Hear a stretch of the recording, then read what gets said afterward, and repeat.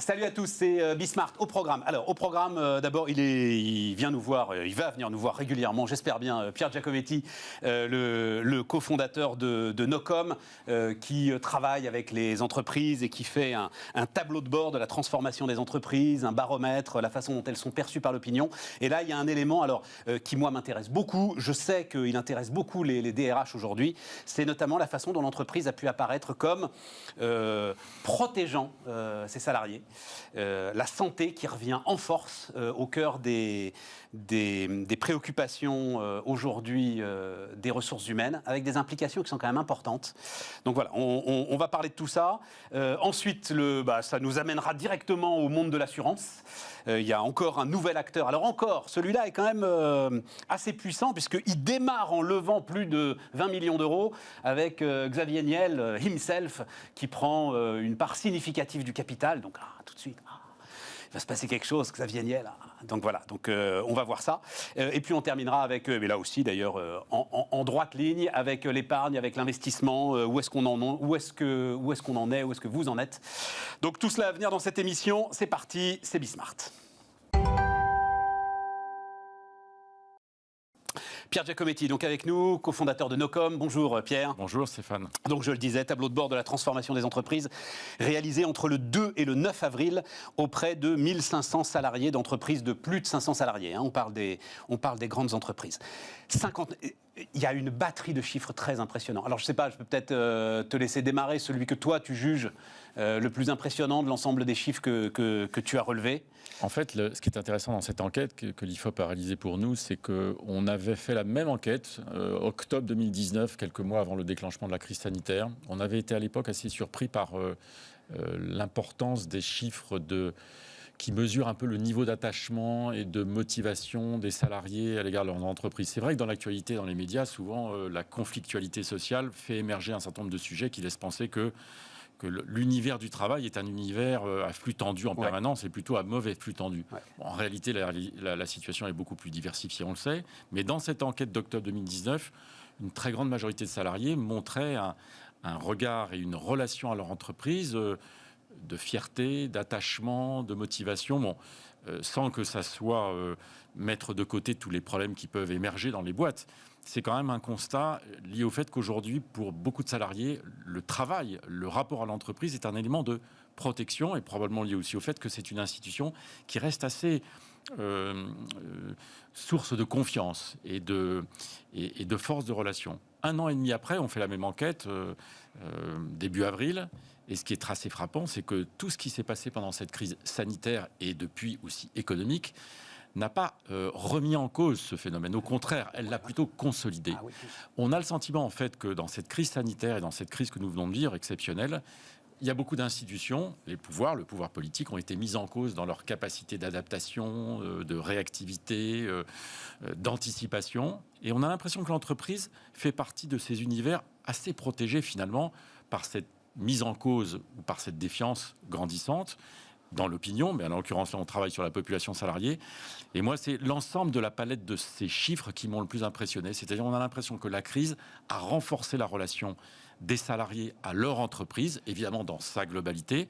Vous dites considérablement, oui. Considérablement renforcé c'est vraiment intéressant. Et il y a un sentiment d'adhésion à l'entreprise. Il y a un autre chiffre qui, là, renvoie à ce que beaucoup de secteurs ont su démontrer pendant cette crise, beaucoup d'entreprises, c'est la part croissante, 87% des salariés aujourd'hui considèrent que leur entreprise, a un rôle social, un rôle d'utilité sociale dans la vie de tous les jours. Et ça, c'est important parce que ça veut dire qu'on a finalement, avec cette crise, pris conscience dans un certain nombre de secteurs, on en a parlé, la grande distribution a été en première ligne, on a le sentiment que les salariés ont pris conscience avec cette crise que leur travail, leur entreprise, leur secteur jouait un rôle majeur dans la vie économique.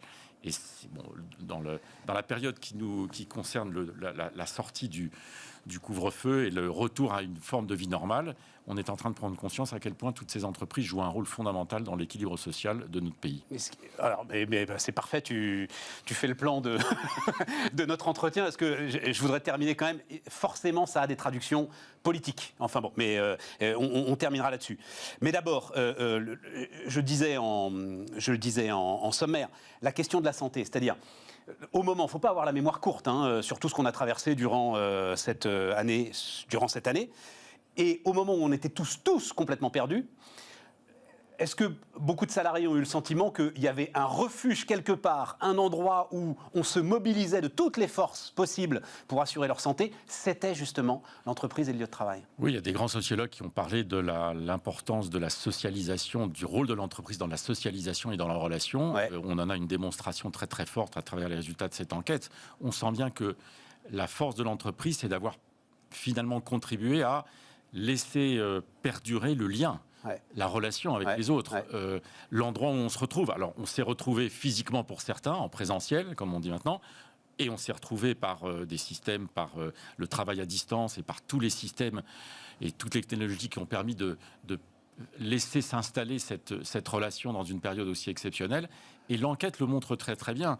On est là aussi très frappé par le caractère très impressionnant des chiffres qui montrent à quel point les salariés ont vu leur entreprise très bien s'organiser, très bien s'adapter, voilà. Faire preuve d'imagination dans la manière de s'occuper de la bonne continuité de la relation au travail. Et aussi, ça a été dit dans beaucoup de commentaires sur cette enquête, savoir protéger les salariés contre le risque de poursuivre le travail à peu près dans des conditions normales. Ouais. Un point que j'ajoute d'ailleurs, mais on en reparlera, sur celles qui ont le plus mauvaise presse, les grandes entreprises mondialisées, qui, les salariés s'en sont bien rendus compte d'ailleurs, ont pallié les déficiences d'un certain nombre d'États. En Inde, il vaut mieux travailler pour Veolia, par exemple, que pour une entreprise indienne pour aujourd'hui être protégé. 80% des salariés aujourd'hui sont satisfaits de leur situation professionnelle, contre 74 dans le précédent baromètre. Et c'est le truc, vous faites une balance entre ambassadeurs, soutien avec modération, circonspect, contestataire. Et cette balance, elle est favorable aux ambassadeurs, soutien avec modération, à 54% contre 46%, circonspect, contestataire. C'est-à-dire, ambassadeur, ça veut dire ambassadeur. Ça veut dire qu'au-delà d'être satisfaits de leur situation, ils sont prêts à promouvoir aujourd'hui leur entreprise. Ce sont 4 groupes, en fait, qu'on a identifiés grâce au travail de l'IFOP. Une sorte de typologie, 4 grands groupes qui permettent de mesurer le niveau de relation plus ou moins intense à l'égard de l'entreprise. Les ambassadeurs, à peu près 15-20%, ils ont légèrement progressé d'une enquête à l'autre. C'est finalement ceux qui sont prêts à se battre, mais avec un niveau de motivation qui ressemble un peu au niveau de motivation de militants dans un parti politique. C'est vraiment les fanas. C'est ceux qui sont payés, qui sont salariés, mais qui ont envie vraiment... Pour nous, c'est très intéressant du point de vue des déploiements de stratégies de communication, parce que souvent les dirigeants d'entreprise, les directions d'entreprise, très, très intéressés et toujours très sensibles à l'idée de la communication extérieure, pensent que la communication extérieure, c'est un petit peu pas le monopole, mais en tout cas, d'abord une priorité des dirigeants. Et nous, on pense que les premiers ambassadeurs de la communication d'une entreprise, c'est pas simplement les dirigeants, c'est aussi ceux qui croient dans leur boîte et qui sont... entre guillemets, simplement salariés, c'est pas péjoratif de le présenter de cette façon-là, et même chez ceux qui sont dans la bienveillance, on est autour de 50%. C'est-à-dire qu'il y a aujourd'hui un salarié sur 2. 54 voilà, c'est ça. Un peu plus d'un salarié sur 2, et ce chiffre a légèrement progressé. Ça ne veut pas dire que c'est unanime. Il faut parler aussi de l'autre partie qui préoccupe les DRH, qui préoccupe les dirigeants d'entreprise, qui sont dans un rapport un tout petit peu plus distancié, voire plus critique et sceptique à l'égard de leur boîte. Mais en tout cas, pour prendre la partie la plus mobilisatrice, la plus mobilisée, celle-là, elle représente un trésor de guerre formidable pour les entreprises. Pour parler en bien, pour défendre, pour le cas échéant, être en mesure de mieux expliquer la stratégie de l'entreprise. C'est pour cette raison qu'on pense, nous, que les dirigeants d'entreprise ont vraiment intérêt à se doter d'un récit stratégique clair, partagé par tous les collaborateurs, ou en tout cas la majorité d'entre eux, pour que ce récit soit porté bien au-delà des exercices protocolaires de communication qu'on connaît bien ici, qui font partie des exercices habituels quand c'est des boîtes cotées en bourse, qui font partie des prises de parole quand malheureusement un chef d'entreprise n'a pas d'autre solution que d'aller se mouiller un peu parce qu'il est dans la difficulté ou la controverse. Mais on a tendance parfois à oublier que ceux qui sont derrière, ambassadeurs, bienveillants, à peu près un salarié sur 2, sont prêts aussi à se battre pour leur boîte, soit parce qu'ils y sont depuis très longtemps, soit parce qu'ils viennent d'y arriver et qu'ils sont enthousiastes à l'idée de démarrer et à montrer un niveau d'implication à la hauteur de l'enjeu pour eux. Voilà pourquoi moi j'ai toujours pensé que dans nos sujets de stratégie de communication, c'est pour ça qu'on fait ces enquêtes, la population interne au fond, c'est la première cible de la communication externe. C'est la première population concernée.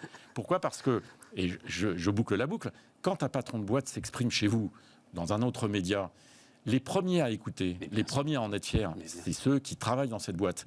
Et ce constat-là, malheureusement, il reste encore assez partiel dans les entreprises. Pourquoi ? Parce que les médias font peur, parce que s'exprimer en public n'est pas toujours forcément facile pour tout le monde, parce que le piège des médias laisse penser que quand on y va, c'est pour se faire tacler. Bon, ce qui est vrai. Voilà. Ce qui peut arriver.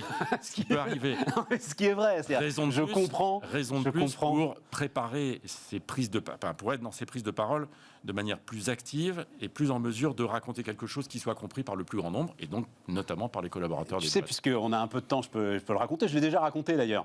Quand on pitchait la création de Bismart, donc il y a 1 an et demi maintenant, je prenais l'exemple de Sanofi. Alors, à l'époque, je ne savais pas. Maintenant, je sais qu'en fait, il ne voulait absolument pas communiquer. Il était handicapé de la communication. Olivier Brandicourt, qui a dirigé Sanofi pendant 4 ans. Mais je disais... Ça a changé aujourd'hui. Oui, et voilà. Non, mais je disais, c'est ahurissant qu'une boîte comme Sanofi, qui est... vous le prenez comme vous voudrez, un trésor national, soit dans une telle situation aujourd'hui que son patron ne puisse pas... Je n'ai pas entendu le son de sa voix pendant 4 ans. C'est pas possible. C'est impossible. Et en même temps, je disais, je le comprends. Parce que où qu'il aille, il va se faire défoncer. Il y aura toujours une bonne raison pour défoncer Sanofi. Et donc, j'en termine en disant... il faut qu'on crée un endroit quand même où le chef d'entreprise soit à peu près tranquille, on va lui parler de son activité. Ça ne veut pas dire qu'on va forcément lui cirer les pompes, mais au moins on va lui parler de son activité. Je referme la parenthèse. Mais tu dis, malheureusement, un chef d'entreprise doit s'exprimer. Là, quand même, durant cette crise, beaucoup de chefs d'entreprise ont massivement communiqué auprès de leurs troupes, d'ailleurs en faisant sauter tous les échelons intermédiaires. Il ne peut pas y avoir de recul en arrière là-dessus, ou il peut... Non, je pense que c'est une évolution de long terme. Je pense que la prise de parole, notamment des nouvelles générations de dirigeants d'entreprise, est aujourd'hui plus aisée, plus accessible, que leurs convictions sur le sujet, notamment par rapport à tout ce qu'on peut présenter comme synthèse de ce type d'enquête, montre bien qu'il y a une prise de conscience et une approche nouvelle sur ces questions. Et d'ailleurs, l'enquête le dit très bien, quand on fait faire l'exercice de diagnostic par les salariés de la communication, de la performance de communication de leur entreprise, entre la précédente enquête et celle d'aujourd'hui, 11 points de progression sur le bilan positif de la communication interne. Ça veut dire qu'effectivement, mais oui, depuis 1 an et demi, les exercices de prise de parole pour expliquer comment on s'adaptait, comment on changeait éventuellement le métier, comment on évoluait dans l'offre de services ou de produits, c'est un exercice qui a été probablement beaucoup plus impliquant pour l'interne qu'il ne l'a jamais été. Et je pense que ce mouvement-là est installé pour durer.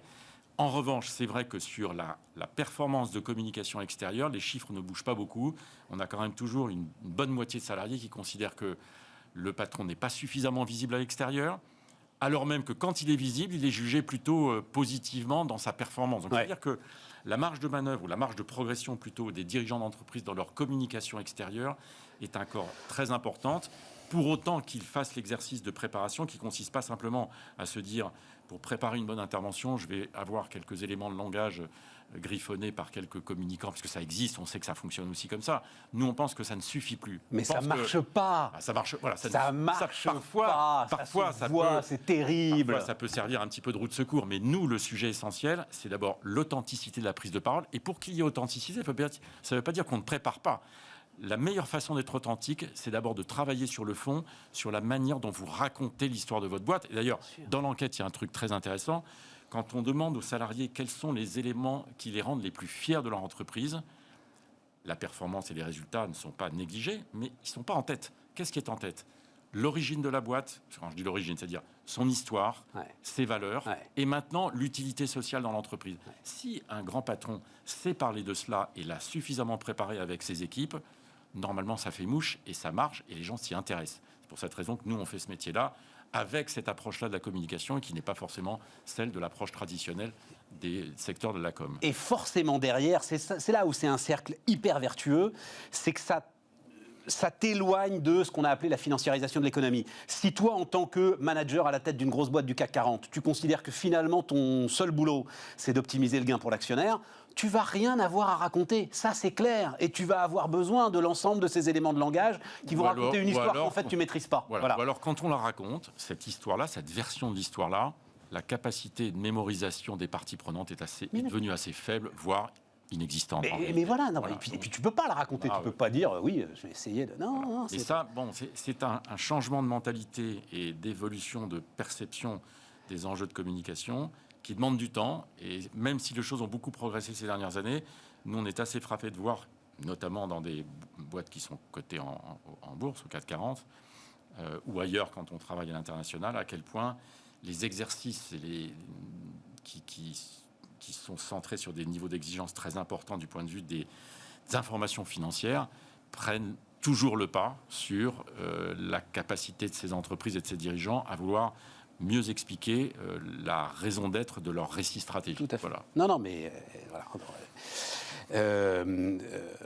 Work in progress, comme on dit. Un mot, parce que je veux juste qu'on dise un mot de politique, mais un mot sur quand même bilan très largement positif de l'instauration du télétravail. Alors attention, hein, je l'ai dit au début, on parle de grandes entreprises, plus de 500 salariés, etc.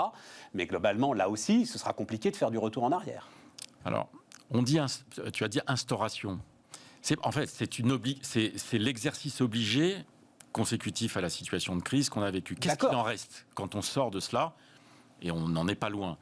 Ce qui est très intéressant dans l'enquête, c'est qu'il y a quand même une minorité de salariés qui considèrent qu'il faut maintenant poursuivre dans cette direction et de manière dominante. Il y a quand même une majorité de salariés qui considèrent qu'il faut revenir à une présence dans l'entreprise, partielle ou totale. Mais en tout cas, on sent quand même dans ces résultats, je le vois notamment quand on regarde un petit peu plus en détail les chiffres, les jeunes générations, les cadres dirigeants, ceux qui ont des responsabilités d'encadrement, ont quand même le sentiment que le pilotage au quotidien d'une entreprise est plus facile quand on est autour de ses équipes dans l'entreprise. Et ça veut dire quand même que dans cette phase de sortie de crise, le pronostic qu'on peut faire ou le pari qu'on peut faire, c'est que progressivement, le retour au bureau, à l'usine, dans un établissement, va être quand même quelque chose d'assez puissant en mouvement, sans remettre en cause le fait que des habitudes ont été prises et qu'elles peuvent faciliter grandement la coordination et la bonne organisation du travail. 3 minutes sur ton autre passion, la politique, quand même. Un mot. Non, mais moi, ce qui me frappe... Mais c'est de la politique, ça. Ce qui me frappe, c'est qu'aujourd'hui, alors, et notamment, je pense évidemment à la gauche, mais forcément, ils doivent réfléchir à l'ensemble de ces chiffres. On ne peut pas avoir le discours qu'on avait il y a 20 ans, quand on voit la façon dont aujourd'hui salariés et entreprises arrivent au moins à s'écouter, à se parler et à évoluer ensemble. Ça pose en fait aussi une immense question à la responsabilité des organisations syndicales, à la manière de représenter les salariés. Comment est-ce que dans un pays comme la France aujourd'hui, ou dans les pays occidentaux, parce que c'est pas propre à la France est bien placée, dans le mauvais sens du terme, sur la syndicalisation. Aujourd'hui, pourquoi les salariés ne se sentent pas représentés majoritairement par les syndicats ou ne choisissent pas spontanément ? C'est qu'ils ont probablement le sentiment que les syndicats font partie du discrédit général sur la perte de crédibilité de la représentation. Elle est politique, elle est syndicale. Et quand on voit effectivement les mouvements d'opinion qui traversent la population salariée dans un pays comme la France avec cette crise, on a le sentiment qu'il y a un énorme effort d'adaptation et de remise à niveau sur la connexion à la société. Les partis politiques et les politiques sont concernés, les organisations syndicales le sont aussi, et patronales probablement aussi. Donc ça veut dire qu'il faut que tout le monde, d'une manière ou d'une autre, prenne en compte cette évolution, la regarde, l'analyse, modifie son discours ? Oui, et ça veut dire probablement que dans les rapports de force, dans l'organisation de la relation sociale, quand on voit à quel point des indicateurs de ce niveau mettent en évidence le niveau d'attachement des salariés à leur entreprise, ceux qui la représentent, ceux qui représentent ces salariés, devraient probablement regarder attentivement ce type d'enquête. Ça n'est pas la seule. Il y en a eu beaucoup ces derniers mois sur la transformation du travail avec cette crise. Et le sujet de la santé. Forcément, ça change. Et on parlait des politiques. Quand on regarde ces sujets-là, quand on sait que la population salariée, c'est un électeur sur 2, c'est ça. On aurait tendance à se dire qu'aujourd'hui, plutôt que de se préoccuper d'un certain nombre de polémiques sur la composition des listes régionales, les politiques feraient mieux de s'intéresser à l'état de la société, à ce qui est en train de traverser les mutations que connaît la société française. Franchement, ce qui se passe depuis un an est une source majeure et d'information, et probablement aura des effets aussi très importants en termes de comportement électoral, peut-être pas immédiatement, mais dans le long terme. Ça, c'est probablement aussi une source d'inspiration pour les politiques. Pierre Giacometti, le cofondateur de Nocom, était notre premier invité sur Bismart.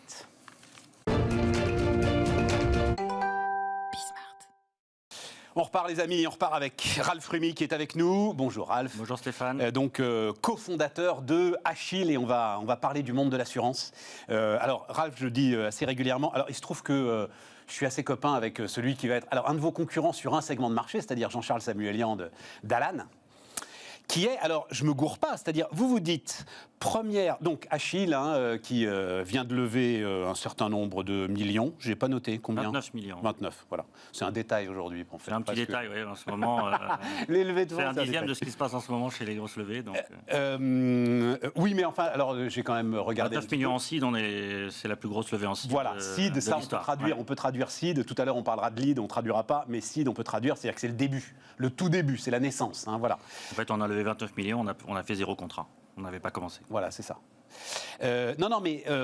Première compagnie d'assurance agréée par la PCR depuis 35 ans. Mais Alan aussi est agréé à PCR. Alors, oui, alors c'est la CPR depuis 35 ans, première compagnie d'assurance généraliste. C'est-à-dire que Alan, voilà, c'est ça. En fait, on ne va pas vraiment être concurrent parce qu'on est dans le secteur de l'assurance, mais eux font de l'assurance B2B pour les entreprises et nous on fait l'assurance B2C pour les particuliers. Donc on ne va jamais se retrouver en frontal. Même si, alors ils ont un segment évidemment très intéressant, je crois qui vous intéresse vous aussi, qui sont les nouvelles formes de travail, qui sont les indépendants, qui sont, enfin bref, l'ensemble de ceux qui sont... Il va y avoir un segment de clientèle, quelque part entre le C et le B, voilà, qui va être très intéressant. Ce que nous on appelle les TNS, les travailleurs non salariés. Donc aujourd'hui, il y en a de plus en plus, encore plus avec le Covid. Il va y avoir beaucoup de personnes qui font ça. Donc sur la mutuelle santé qu'on distribue, on va avoir aussi pas mal de gens en TNS. Voilà, mais on n'approche pas les choses de la même façon qu'Alan. Donc pour revenir sur le pourquoi premier en 35 ans, c'est-à-dire que, je vais rentrer un peu techniquement, mais à la CPR, on nous donne des agréments pour des classes. Et nous, on a eu la classe 1, 2, 8, 9, 13. J'avais noté ça, ouais. 1, donc, 2, 8, 9, 13. Alan a 1, 2 qui lui permet de faire de la santé. Un autre a eu 8, 9, 13, mais personne n'a jamais eu 1, 2, 8, 9, 13. Et c'est quoi 8, 9 Parce que c'est quoi les chiens et les chats? 1, 2, c'est une partie des chiens et des chats, c'est dans le 8, 9, 13. Donc, pour vous expliquer, 1, 2, on va dire, c'est la partie santé, et 8, 9, 13, c'est la partie dommage. Donc, on est les seuls à avoir eu l'agrément. Santé, habitation. Chien-chat. Avec un 2, 8, 9, 13, vous pouvez faire de l'habitation, de la santé, mais du pourquoi chien-chat. les chiens et les chats?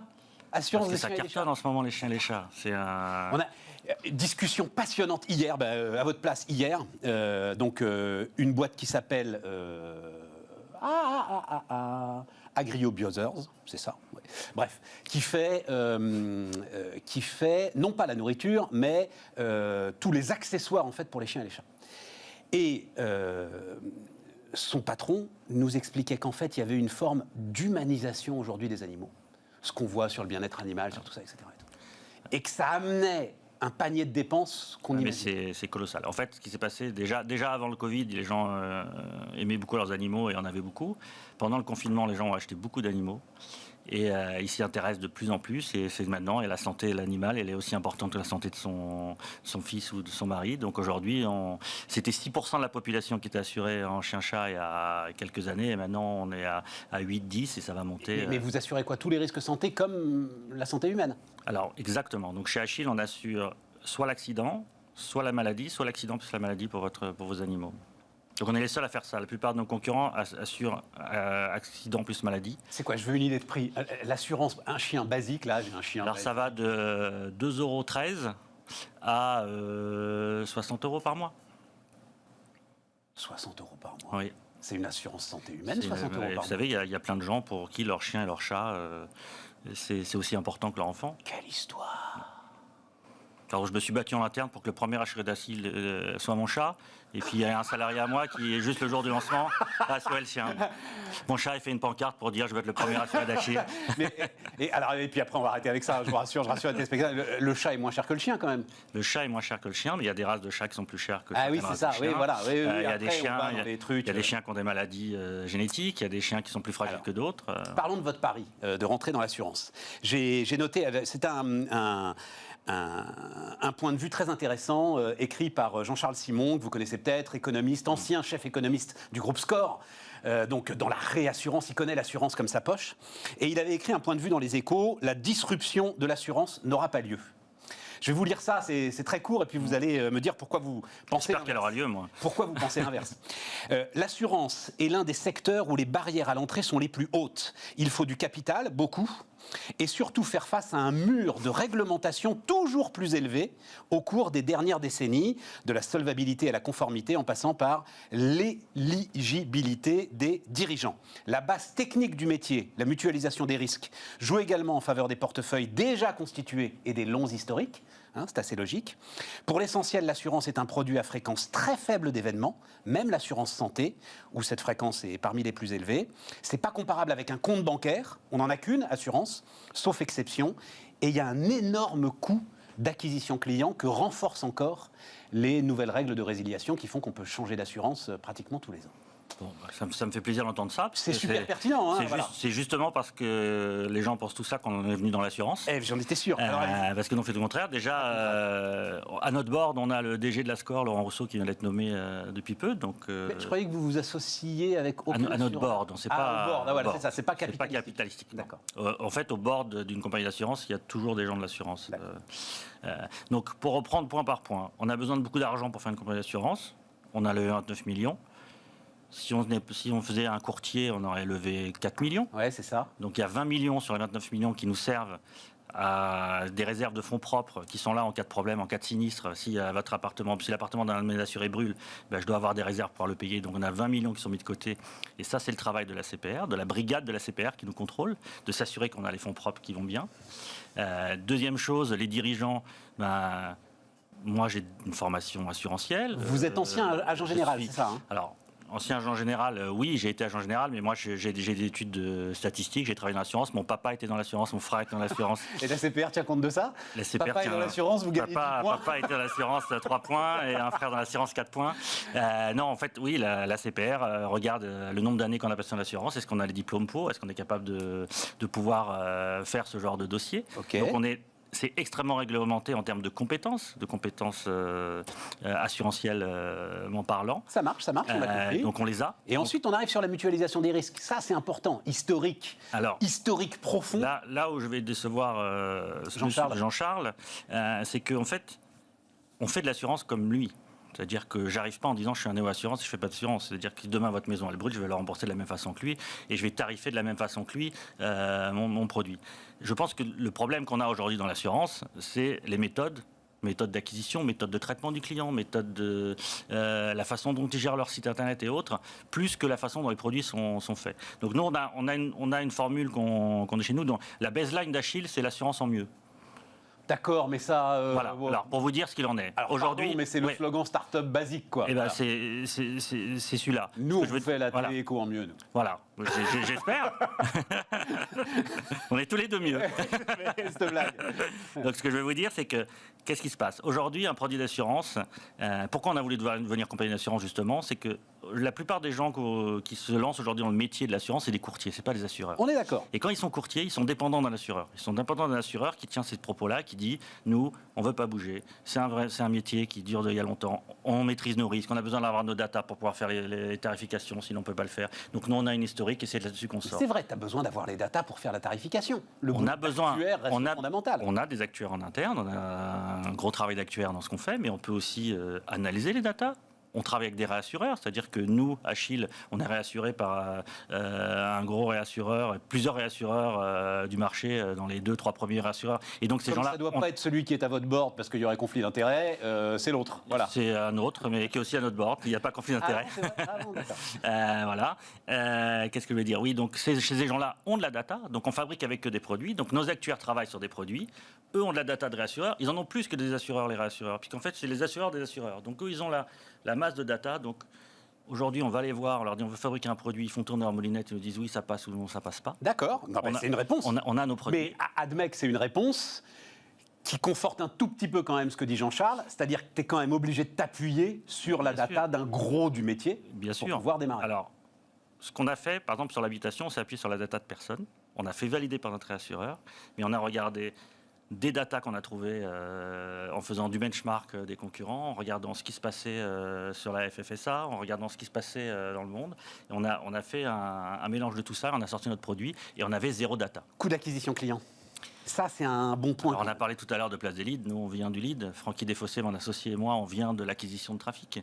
Donc, le coût d'acquisition d'un client... On en parlait, pardon, il faut que je le précise, on en parlait quand ça ne tournait pas encore. Voilà. Donc voilà, c'est la première boîte que tu as montée, c'est ça C'est la deuxième boîte. La deuxième boîte que tu as montée, ce qui s'appelait Place des Leads. Voilà. Donc effectivement, on est au cœur de l'activité. En fait, mon métier, d'aller chercher c'était de faire de l'acquisition de trafic pour le compte de compagnie d'assurance. Donc en fait, ces gens-là payaient des gens comme moi pour leur apporter du trafic.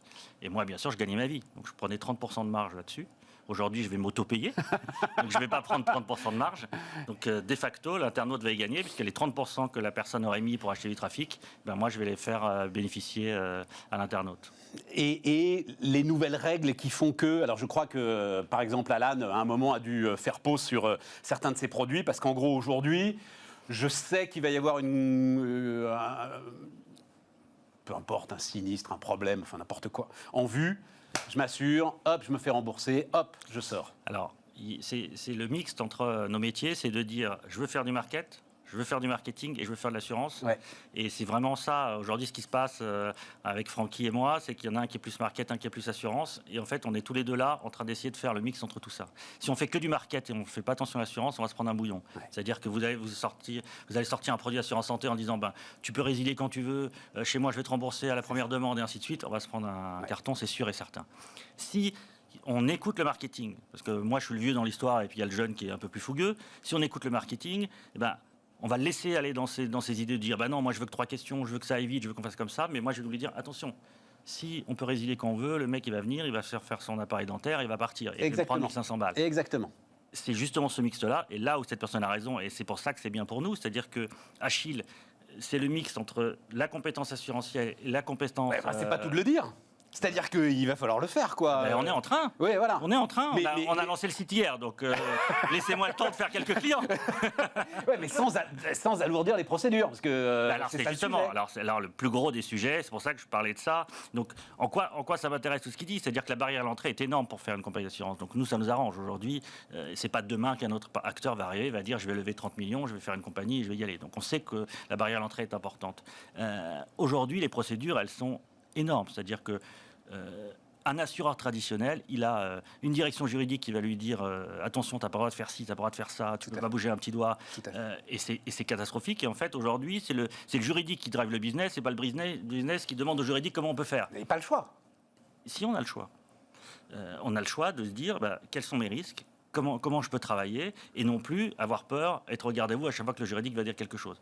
Deux choses aussi, et ça c'est alors des charges, et je pense qu'il est vrai, quand on est une nouvelle compagnie d'assurance, je pense que les gens sont un peu plus cool avec nous que quand on s'appelle AXA ou Allianz en termes de conformité. Sans doute. Donc aujourd'hui, je pense que, attention, nous on va faire tout ce qu'il faut pour respecter les règles. Hein. Oui, non, mais je comprends. Mais tu penses qu'il y a de la marge? Il y a une marge. Dans le contact client. Je donne un exemple aujourd'hui. On lance un produit habitation. On a voulu travailler avec un assureur. Il nous dit si j'ai pas la carte d'identité, le lieu de naissance et la date de naissance de l'internaute, je l'assure pas.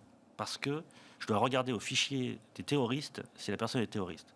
On parle d'une assurance habitation à 10 balles par mois. Où est le blanchiment d'argent de 10 balles par mois d'un mec qui vient prendre une assurance habitation? Et aujourd'hui, on en est là. Et on n'a pas pu lancer le produit. Nous, assureurs, on dit je prends le risque de regarder a posteriori. Je vais aller demander son nom, son prénom, son adresse. Et si jamais il est au fichier des terroristes, je lui dirais, monsieur, on ne peut pas vous assurer, mais je ne vais pas le faire en amont. Après, tu as l'historique. Je pense furieusement, notamment dans ce que tu dis là, je pense furieusement à l'aventure contre Nickel. Oui. Nickel, c'est différent. Dans l'univers bancaire. Dans l'univers bancaire. Où derrière, notamment les affaires de blanchiment, à un moment, les ont rattrapés. Bien sûr, mais Nickel, c'est de l'argent. C'est j'ouvre un compte et on le fait. Moi, c'est une assurance habitation à 20 balles. C'est de l'argent, c'est 100 balles. Enfin, les comptes Nickel. Oui, mais à un moment, de toute façon. On peut prendre 1000 comptes 100 balles, 1000 comptes à 100 balles. On peut pas prendre 1000 assurances habitation. Déjà, l'intérêt, c'est pour couvrir un risque. Qu'est-ce qu'on va faire comme attentat en couvrant un risque? Alors, c'est le fondateur de Luco qui m'a dit ça. Donc, assurance habitation, là, pour le coup. Courtier en habitation, oui. Voilà, effectivement, très, très efficace. J'ai testé pour vous, voilà. Et qui m'a dit, en fait,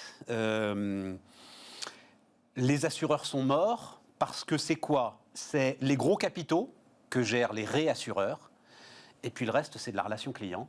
Et ça, nous, start-up, on sait mieux faire. Alors, tu es d'accord avec ça? Je suis 100% d'accord avec ça. Je ne suis pas d'accord pour que les assureurs soient morts.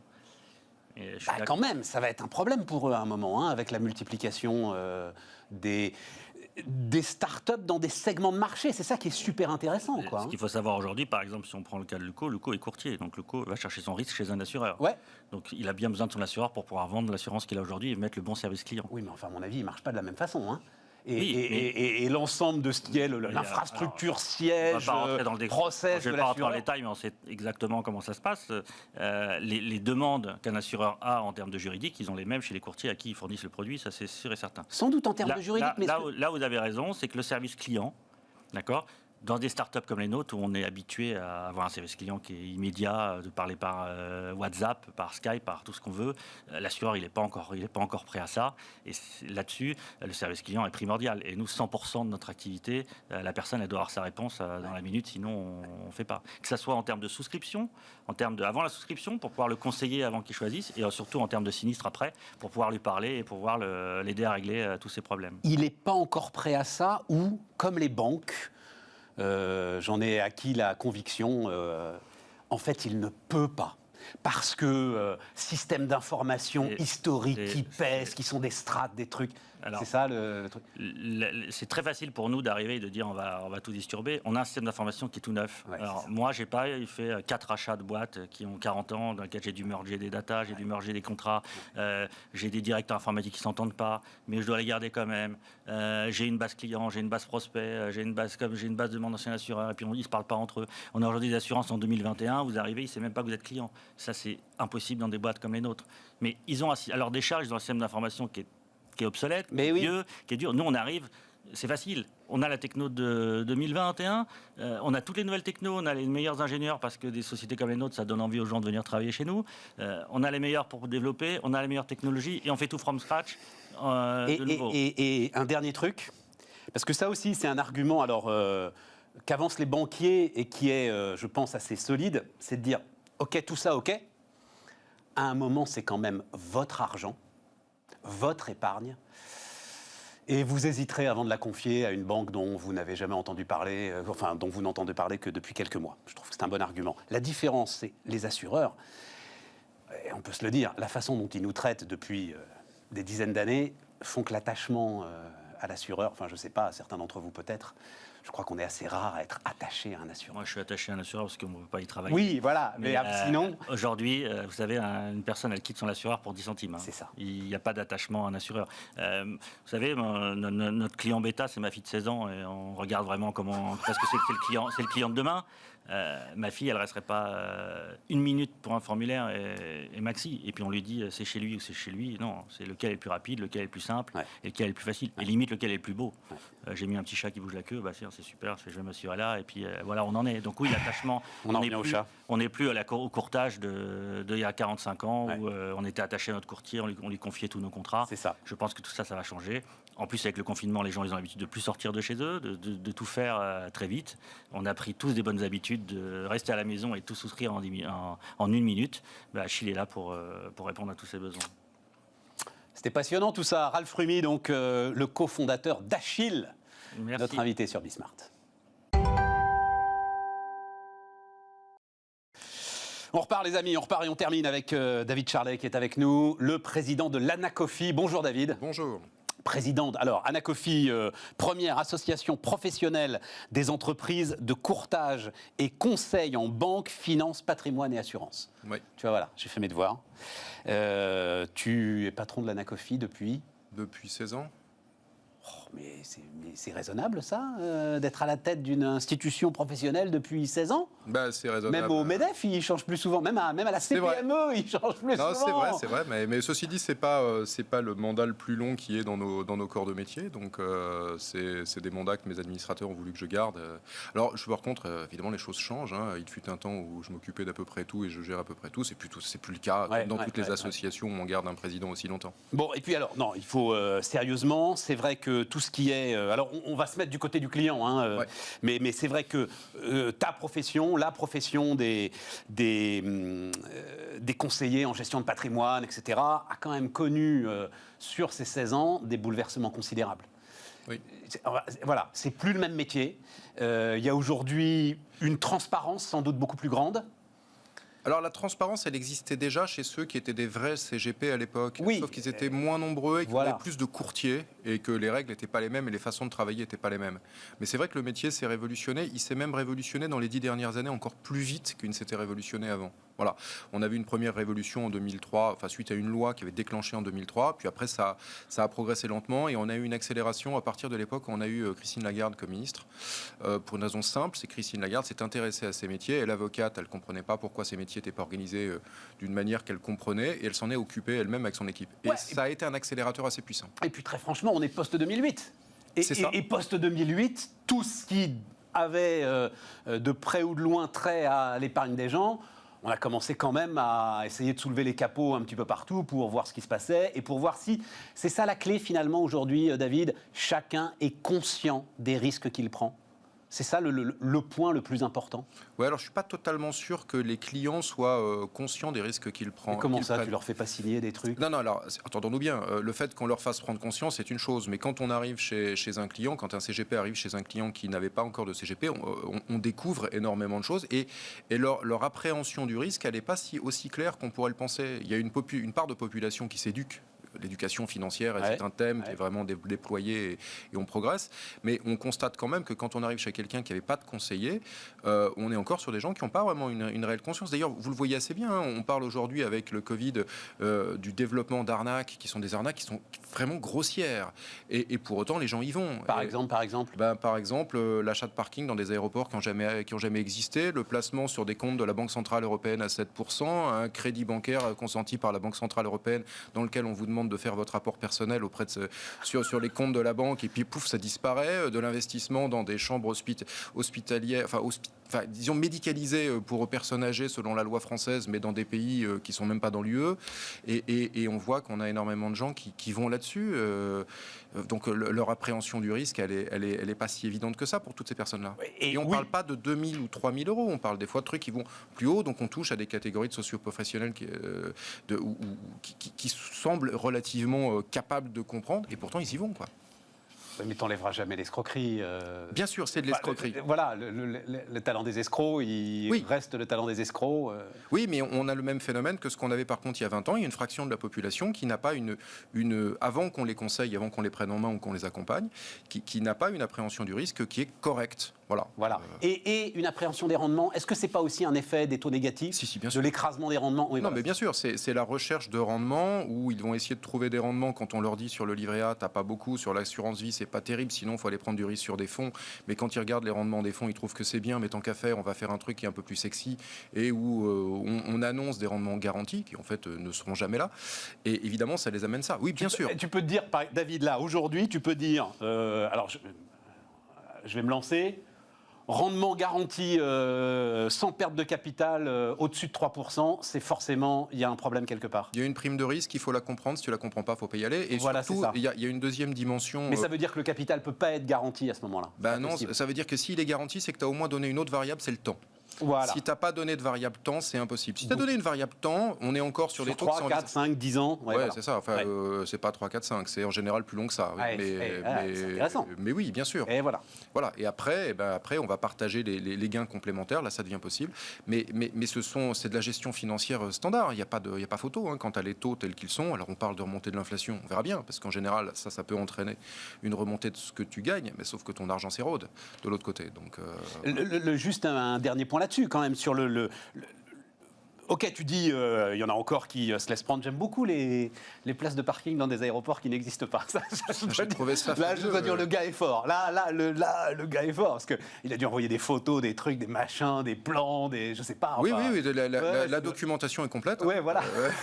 Il n'y a pas de doute. On a vu des contrats qui sont magnifiques. Mais sauf que maintenant, la grande différence, c'est que quand ils sont passés entre les mains d'un conseiller en gestion de patrimoine agréé, on va dire, voilà. Là, l'information au client maintenant, elle est totale, et la conscience des risques doit être totale. En tout cas, il a signé une batterie de documents assez invraisemblables. S'il ne l'a pas lu, là, pour le coup, tant pis pour lui, quoi. Alors, le problème, c'est qu'on commence à avoir le problème inverse. C'est-à-dire que sur le risque, on arrive à leur faire prendre conscience, on leur explique qu'ils sont sur une échelle de 7, ils sont à 2, 3, on leur explique ce que ça signifie. Ça va. Un de nos clients, je pense, a bien compris le niveau de risque qu'au regard de ses réponses, on comprenait qu'il était prêt à accepter. Parce que je rappelle qu'on n'a pas le droit de le quantifier direct. Il ne dit pas 2 sur 7. Il faut qu'on pose des questions pour, avec des techniques comportementales et des questionnaires, on puisse scorer. Donc oui, vous valez 3. Bon. Et ça, on arrive à les faire. C'est vous qui le dites. C'est nous, c'est l'outil qu'on utilise. D'accord, je comprends. Voilà. Et après, on peut réavoir la discussion. Mais alors, du coup, ça m'interdit d'accéder aux produits que je voudrais. Eh oui. Bon. Alors je change ma réponse 2. Attendez 2 secondes. C'est un vrai changement ou j'avais hésité. Bon, voilà. On va rentrer dans ce genre de discussion qui font que intéressant. Théoriquement, on est sur un résultat qui est un vrai résultat. Bon. Donc sur le risque, on y arrive. Par contre, on est arrivé à un moment où on donne tellement de documents qu'on sait qu'ils ne les lisent pas tous. Et ça, c'est un autre problème, mais de beaucoup de métiers. Enfin, quand les médecins vous racontent qu'ils ne pouvaient pas soigner le Covid, s'ils tentaient qu'on les obligeait à respecter les protocoles, ça marchait pas, et il y allait avoir 12 millions de morts de plus. C'est un peu le même sujet, c'est que il y a des fois où c'est un peu trop long pour le client, la documentation qu'on remet, il la regarde pas intégralement, et du coup il y a des choses qu'il peut louper. Donc nos rapports deviennent importants, parce que c'est dans nos rapports qu'on va synthétiser les passages qu'il doit garder en mémoire absolument. Ouais, tout à fait. Bon alors, rentrons dans le dur. Oui. J'ai l'impression, je ne sais pas depuis combien de temps on se parle, David, depuis un bon moment, sans doute plus de 10 ans. À peu près. Et c'est toujours la même question. C'est l'arlésienne de l'utilisation de l'épargne des Français, gonflée là dans des proportions qu'on n'avait encore jamais vues, pour essayer de financer la fameuse économie réelle. Oui, on y est. On tourne en rond à chaque fois autour de cette question. Est-ce que tu penses que là, il pourrait y avoir des éléments différents qui fassent que, des produits différents, qui fassent que cette fois-ci, une partie de ces, alors on parle de 200 milliards, on verra bien, Ouais, on verra bien. une partie de ces 200 milliards épargnés se retrouve dans les boîtes qui feront la croissance et les emplois. Je pense que déjà, la surépargne, alors on dit 160, on arrivera peut-être à 200 au bout du bout. La question, c'est de savoir si cette surépargne est vraiment une surépargne qui peut aller vers ça. Et c'est la question que pose Bruno Le Maire et tout un tas de gens. Donc oui, forcément une fraction. Ceci dit, si on regarde ce que ça représente en termes d'épargne faite par un ménage, c'est quelques mois d'épargne. Et c'est quelques mois d'épargne pour certains. Est-ce que ça va pas tout simplement être cramé en vacances ou stocké pour autre chose? On verra. Mais il y aura forcément... Juste, je prends un point. Alors un point, on a le droit de le dire ici sur Bismarck parce qu'on raconte ce qui se passe. Elle est très inégalitaire. Ah oui. Bon, oui, mais ce qui est une chance en fait pour son déversement vers l'économie réelle. Parce que quand tu dis cramer en vacances... En fait, ceux qui ont le plus épargné, c'est des gens qui, de toute façon, ont les moyens de se payer des vacances. Oui, c'est les quintiles. C'est le premier quintile, en fait, qui a 70% de cette surépargne. Voilà. Donc, le premier quintile, c'est les 20% de plus haut revenu. Ils ne vont pas aller 3 fois au restaurant par jour. Alors, peut-être qu'ils vont avoir une gamme d'hôtels supérieure, etc. Enfin bon, ils ne vont pas pouvoir cramer, en fait, toute cette épargne en consommation. C'est vrai, mais ça va être des 10, des 20 000 euros. Et on voit bien qu'avec 10 ou 20 000 euros, on ne va pas acheter une entreprise. On va acheter... Mais dis donc, si ça va dans des livrets qui... Bien d'accord. Ouais. Non, mais on est bien d'accord. Alors, la différence par rapport... Je me souviens des travaux qu'on avait mené justement à l'époque avec l'équipe de Christine Lagarde, mais on a retrouvé après avec le gouvernement socialiste les mêmes problématiques. L'Arlésienne. La grande différence que l'on a aujourd'hui, c'est qu'on a des outils qu'on n'avait pas à l'époque. Alors maintenant, la question, c'est de les faire fonctionner et c'est qu'ils amènent ce qui est espéré et ce qui pourrait suffire. Et ça, par contre, c'est plus compliqué. Donc, si je prends un exemple, c'est quand on avait eu les crises il y a une dizaine d'années, on avait vu qu'il y avait une appétence pour le concret. Les gens disaient « je recherche du sens ». C'est très amusant, c'est ce qu'on entend aujourd'hui. Voilà, il suffit d'une crise pour que les gens disent « je recherche du sens, je veux du sens, je veux donner du sens à mon argent ». Même message. Sauf qu'à l'époque, on avait essayé de travailler sur des thématiques TEPA, on avait essayé de voir juridiquement un CGP ne pouvait pas amener l'argent nous ne pouvions pas juridiquement amener l'argent dans les entreprises ciblées du gouvernement de l'époque. C'est là qu'il faut que l'argent aille, et même le client demandait pourquoi, parce que c'était de la love money juridiquement, il n'y a pas d'outils pour ramener ce truc là, et que de la love money, quand votre profession n'a pas le droit de faire de la réception transmission d'ordre sur action, c'était mort, quoi. On n'avait pas de solution. Bon, aujourd'hui, ce que l'on a, et c'est une vraie différence, c'est que d'abord, on a créé une industrie financière qui fait de l'equity, qui fait du non-coté, qui en fait plus, qui est donc capable, par un système industriel avec des frais qu'il n'y aurait peut-être pas eu. D'accord, mais ça existe. Et donc, on peut déverser là-dessus. Les gérants, eux, acceptent des lignes plus petites, donc ils peuvent aller attaquer des boîtes plus petites. Donc, on peut déjà attaquer plus facilement de l'ETI ou de la grosse PME. C'est très largement disséminé en région, en plus. Et puis, on a ensuite des produits comme le PER, par exemple, de Pacte. Et on a cette loi Pacte qui, malheureusement, est beaucoup moins... vue et comprise parce qu'on s'est tapé la crise Covid, qui aurait dû être la grande loi du quinquennat sur la relance, dans le rapprochement épargne, entreprise et même la redynamisation de l'idée d'entrepreneur. Il se trouve que le Covid est passé derrière, mais ceci dit, si on regarde ce qu'elle permet des produits qui, oui, ont une dimension fléchage. Je prends juste un exemple sur un truc qui était inimaginable avant. Quand tu vas sur un PER et que sur un PER, tu prends ton profil... Plan d'épargne retraite. Hein. Plan d'épargne retraite tel qu'il découle de Pâques, la réforme de tous les anciens systèmes d'épargne retraite par capitalisation. Ce produit-là permet, si tu ne choisis pas de solution, tu laisses gérer. Il est géré avec des fonds horizon, l'âge du capitaine en fonction de ton âge de sortie pour sortir ta rente ou ton capital, très bien. Sauf que là-dedans, on a permis d'avoir jusqu'à 10% de fonds qui sont des fonds fléchés directement dans l'entreprise et interdits en souscription directe à un particulier. Pourquoi ? Parce que ce sont des fonds normalement réservés pour des professionnels. Et ces fonds, du coup, ne pouvaient être alimentés que par des pros. Là, on permet à un particulier, dans une gestion qu'il ne maîtrise pas, donc à la main d'un professionnel qui prend ses responsabilités, d'envoyer cet argent dans ces fonds qui directement vont dans les boîtes. D'accord, mais c'est pas le particulier qui va choisir l'entreprise lui-même. Il va choisir... Un type, il sait que ça va être injecté dans des ETI. Non, voilà. Mais alors si on veut partir du... Mais non, mais je suis tout à fait pour ça, moi, parce que c'est la porte ouverte. Mais si je veux le particulier, alors il y a 10 ans, de quoi parlait-on, Stéphane, sur un autre média ? De crowdfunding un jour ? Il existe. Aujourd'hui en France, les plateformes de crowd existent. Alors elles financent essentiellement des entreprises immobilières pour des questions de capacité de ressortie. Les investisseurs disent, quand ils ont mis sur des sociétés non immobilières, ils récupèrent mon pognon quand ? Il y a quand même un jour, ils se le demandent. On dit, pardon, mais on n'est pas un marché financier, on est une plateforme de crowd, on ne gère pas la liquidité. Ouais. Mais en attendant, pour celui qui veut investir, il y a aussi ça qui n'existait pas. Et toutes ces choses-là mises bout à bout, la question c'est de savoir quel volume elles flécheront. Quand on a fait pacte, le gouvernement disait sur le quinquennat, il faut ramener 5 à 10 milliards de plus vers les grosses PME et les ETI. Le problème, c'est qu'avec le Covid, on parle de plus de 30 aujourd'hui. Donc, est-ce qu'on atteindra les 5 ou 10 ? Sincèrement, avec le succès du PER, peut-être. Les 30 qui sont devenus nécessaires, ça, c'est une autre question. Et là, en quelques mois avant les prochaines élections, ça paraît compliqué. Non, mais moi, c'est pas... Enfin, on comprend que ce soit le souci de... pour ceux qui sont au pouvoir, je pense que c'est un de leurs soucis. Hein. Pour nous, on gère sur la vie d'un client, mais pour eux, je pense que là, si dans 3 mois, ils ont 20 milliards, ils sont aussi, hein. Le fonds des pays France, là, qui avait été ouvert, c'est combien ? C'est 5000 lignes, c'est ça. Hein, oui, et puis, alors, super intéressant, enfin, mais je sais... là-dessus, on n'a pas une... Mais ça peut être une forme de modèle, ça, justement. Oui, c'est toutes ces armes qui ont été ajoutées à ce que l'on avait avant, qui font qu'on est vraiment avec un équipement français aujourd'hui qui n'est pas mauvais, à une condition, c'est d'accepter qu'on est un pays d'industrie financière, ce qui n'est pas forcément le cas pour d'autres. Les Anglais ont plus d'habitude d'investissement direct, ils ont des fonds, mais ils ont aussi cette option-là. Il y a des pays dans lesquels on investit plus directement dans une boîte. La France, de toute façon, c'est simple, hein. La France a 650 sociétés de gestion, ce qui est le plus grand nombre de toute l'Europe. Or, ce n'est pas le plus grand pays, ni en population, ni en PIB. Point. Cherchez pas, on est un pays d'industrie financière. Point barre. Il faut qu'on ubérise ça. On l'a déjà ubérisé d'une certaine manière. Une désintermédiation massive cette industrie. Non, mais je comprends ce que tu dis. Le problème, c'est que ça vient en contradiction. Ça ne va pas m'intéresser des masses. Mais je sais très bien. Les conseillers. Je sais très bien. Et ça vient en contradiction avec la première partie de notre entretien, qui est la culture du risque, la gestion du risque. Et à partir du moment où, effectivement, ça se fait en toute transparence, c'est une forme de sécurité. Il nous reste 4 minutes seulement, Didier. Le temps tourne très vite parce que je voulais absolument qu'on parle de l'ISR. Justement, t'en disais un mot. Est-ce que, moi là, je me rends compte que les chefs d'entreprise, on rentre dans le dur de l'ISR. Et les chefs d'entreprise sont paumés. Voilà. Quels critères ? Qu'est-ce qui est bien ? Où sont les chiffres ? Où sont les faits ? Comment est-ce que je peux objectiver le truc ? J'en sais rien. J'ai 6000 parties prenantes qui toutes ont des exigences parfois contradictoires. Je suis paralysé. Enfin, ils ne le sont pas, mais ils le sont. Et les épargnants, alors ? Les épargnants, ils se sont...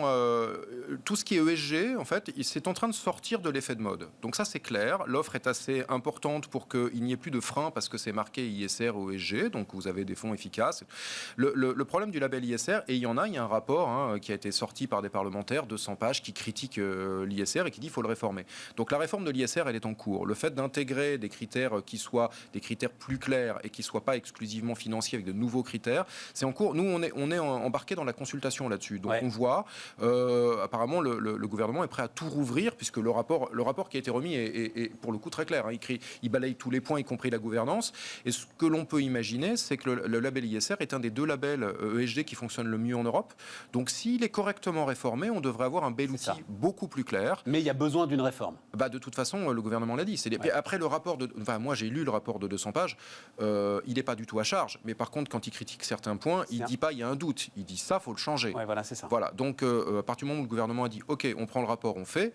On fait. Et donc je pense que si la réforme est correctement faite, l'ISR sera plus clair pour tout le monde, tant ceux qui reçoivent que ceux qui investiront dedans et ceux qui le conseilleront aussi.